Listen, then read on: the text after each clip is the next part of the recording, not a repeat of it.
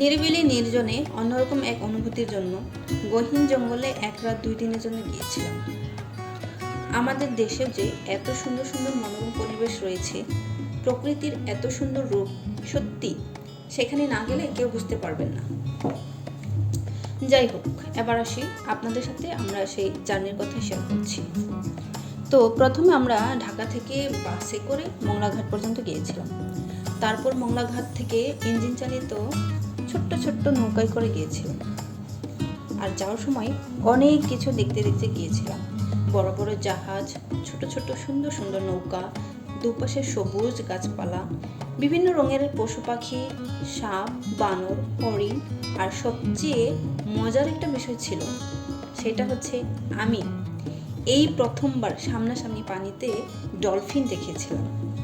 আর আমার কাছে ডলফিনের এই বিষয়টা একদম জাস্ট অসাধারণ লেগেছিল। সত্যি নৌকায় করে যাওয়ার পথে এবং আসার পথে দুপাশে এত সুন্দর সুন্দর ভিউগুলো দেখেছিলাম, ভিউগুলো জাস্ট দুর্দান্ত ছিল। যাক, মংলাঘাট থেকে প্রায় 1 থেকে 2 ঘন্টা জার্নির পর আমরা আমাদের সেই সুন্দর রিসোর্টটি দেখতে পেলাম। আর ওই লাল টি শার্ট পরা ভাইয়াটা আমাদেরকে রিসিভ করে নিয়েছিল। যদিও চেক ইন টাইম ছিল সকাল 11টায়, বাট আমরা একটু আর্লি পৌঁছে গিয়েছিলাম। তাই আমরা এই সময়টুকু নষ্ট না করে সুন্দরবনের গ্রাম দেখতে হঠাৎ প্ল্যান করে ফেলি। তাই 2টা ভ্যান গাড়ি ভাড়া করে বেরিয়ে পড়লাম। ভ্যান গাড়িতে যাওয়ার সময় গ্রামের অনেক সুন্দর সুন্দর ভিউ দেখতে পেলাম। গ্রামের দৃশ্যগুলো বেশ চমৎকার লাগছিল। রাস্তার দুপাশে বিভিন্ন গাছপালা, সবুজ পরিবেশ সত্যিই চমৎকার ছিল। সেখানে যাওয়ার পর আমি একটু অবাক হয়ে গেছিলাম, কারণ আমি ভেবেছিলাম সুন্দরবন মানে সেখানে শুধু বন জঙ্গল আর গাছপালা থাকবে, বাট গহীন জঙ্গলের ভেতর যে গ্রাম আছে, এত সুন্দর গ্রামীণ পরিবেশ, সেখানেও যে কৃষি কাজ করছে, ধান চাষ করছে, সবজি বাগান করছে, সত্যি আমি দেখার পর একটু অবাক হয়ে গেছিলাম। তারপর আমরা গ্রামগুলো ঘোরা শেষ করে আমরা আমাদের কটেজের দিকে চলে আসি। তারপর সেখানে এসে একটু ফ্রেশ হয়ে দুপুরে লাঞ্চ শেষ করে আমরা আবার সুন্দরবনের ভেতর ক্যানেল ভ্রমণে রওনা দিই।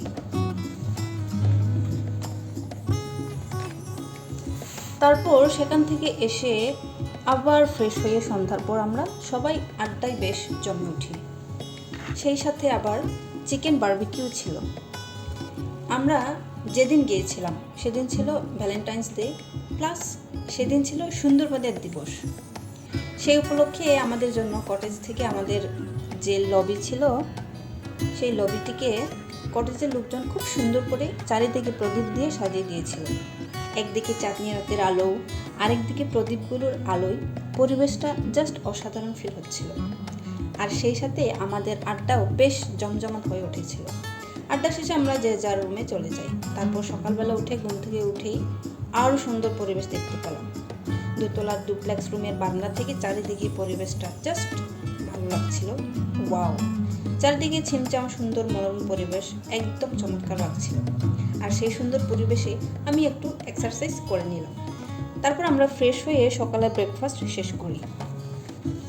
সুন্দরবনের আরেকটা চমৎকার বিষয় ছিল, সেটা হচ্ছে সুন্দরবনের জোয়ার ভাটা।